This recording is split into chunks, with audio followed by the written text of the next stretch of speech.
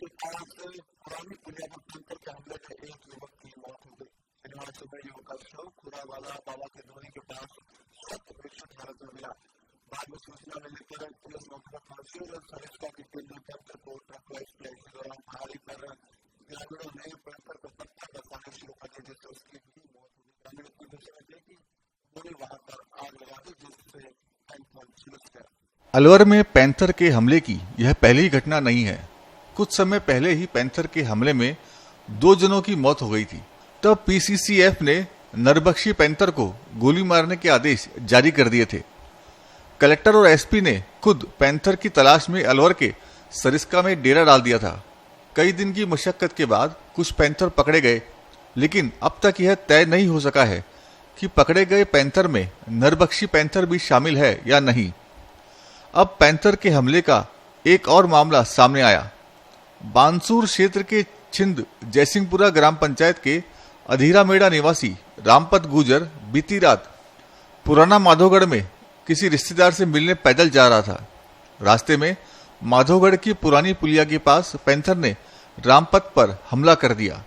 हमले के दौरान रामपत ने खुद को पैंथर से बचाने के लिए भागने का प्रयास किया, लेकिन पैंथर ने उसे दबोच लिया और घसीटकर खुरावाले बाबा की धुनी तक ले गया। रात होने के कारण पैंथर के हमले का आसपास के लोगों को पता नहीं चल सका। आसपास के खेतों में काम करने वाले ग्रामीणों का कहना है कि बीती रात उन्हें कुछ आवाज तो आई, लेकिन जंगल में जानवरों की आवाज मानकर कोई भी घटनास्थल पर नहीं गया। सुबह ग्रामीणों को किसी व्यक्ति का शव पड़ा होने की सूचना मिली तो उन्होंने पुलिस प्रशासन और सरिस्का के अधिकारियों को इस घटना से अवगत कराया। बाद में एडीएम हेमेंद्र नागर, अलवर एसडीओ शुभम चौधरी, सरिस्का की सीसीएफ आरएस शेखावत और डीएफओ बालाजी करी मौके पर पहुंचे। घटना की जानकारी मिलने पर विधायक शकुंतला रावत भी मौके पर पहुंच गई। ग्रामीणों की मांग पर पैंथर को ट्रैंक्विलाइज करने के लिए सरिस्का की टीम मौके पर बुलाई गई। टीम ने पैंथर को ट्रैंक्विलाइज कर दिया। इसी दौरान पहाड़ी पर चढ़े ग्रामीणों ने पैंथर पर पत्थर बरसाना शुरू कर दिया। पत्थर लगने से पैंथर की मौत हो गई। कुछ गुस्साए ग्रामीणों ने वहां आग भी लगा दी। आग में पैंथर झुलस गया। बाद में पैंथर के शव को सरिस्का ले जाकर वहां पोस्टमार्टम कराया गया। पैंथर के हमले की लगातार घटनाओं से ग्रामीण गुस्से में हैं। विधायक शकुंतला रावत ने भी वन विभाग के रवैये पर नाराजगी जाहिर की है।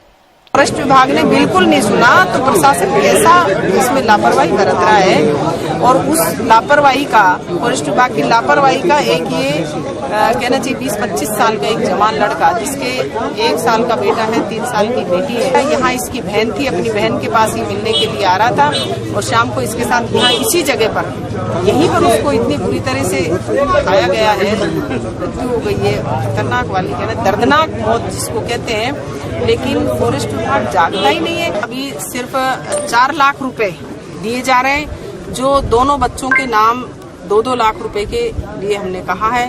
बाकी जब सरकार को मैंने ये मांग विधानसभा में भी उठाई थी कि जिनके घर में कमाऊ बेटे थे और उनकी डेथ हो गई है, जिनको पैंथर ने मार दिया है, तो फॉरेस्ट विभाग में जब भी कोई वैकेंसी निकले तो इनके बच्चों को ही नौकरी उसमें दी जानी चाहिए। ग्रामीणों का कहना है कि पैंथर के कारण वह डर के साए में जिंदगी जी रहे हैं। वन विभाग रिहायशी इलाकों में पैंथर की आवाजाही पर रोक लगाने के लिए ठोस कदम उठाए। ब्यूरो रिपोर्ट, पत्रिका टीवी।